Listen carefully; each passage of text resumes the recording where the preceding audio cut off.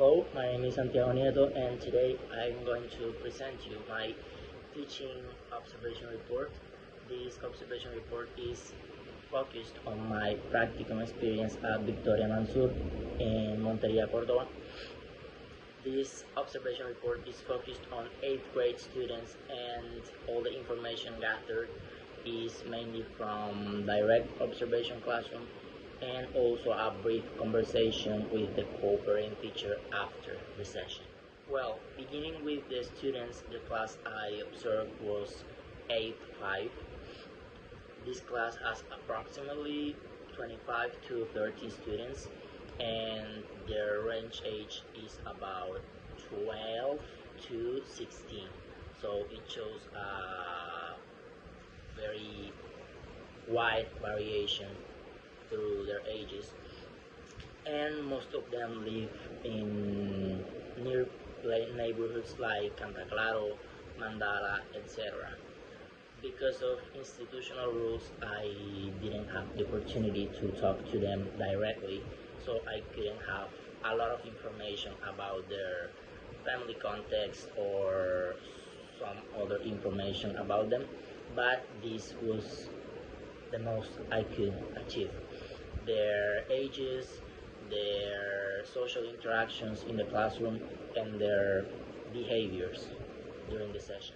Well, talking about the class at the beginning, it was kind of difficult because most of the students were shouting, running, joking, talking, and this was because of the period change.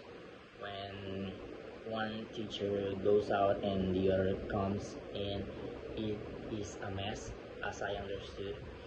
And also when the teacher was calling the attendance, they continued shouting, continued laughing, continued talking.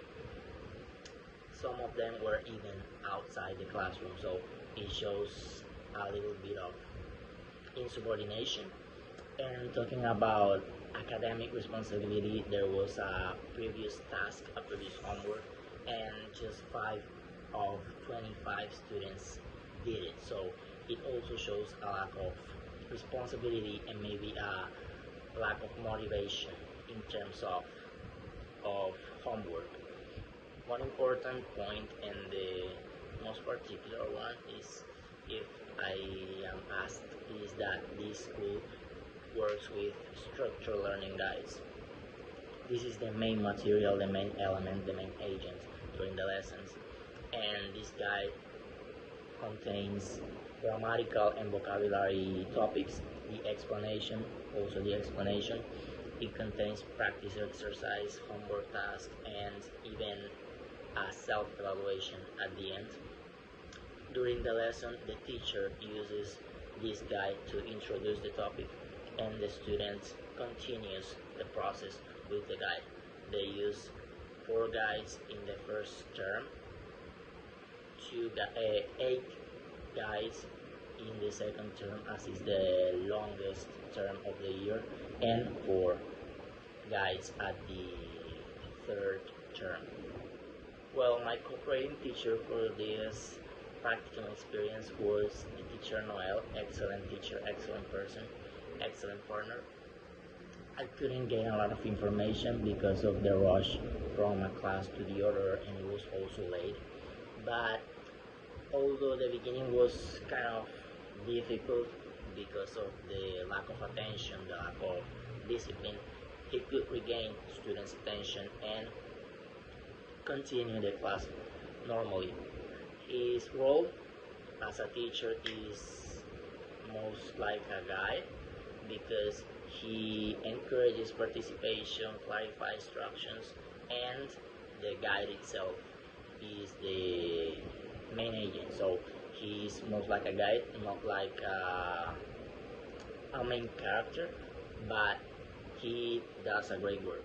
Well, talking about the teaching and classroom practices, the main activity was focused on vocabulary, specifically talking about the topic of occupations. The activity was like they had a previous list of occupations and they had to build sentences using verb to be with those occupations. For example, you choose mechanic and you have to say he is a mechanic, my father is a mechanic, etc. And they were mostly about participation, oral participation, and verb to be. It was not like a difficult task, but it could encourage them to focus on verb to be and occupations, which was the main topic.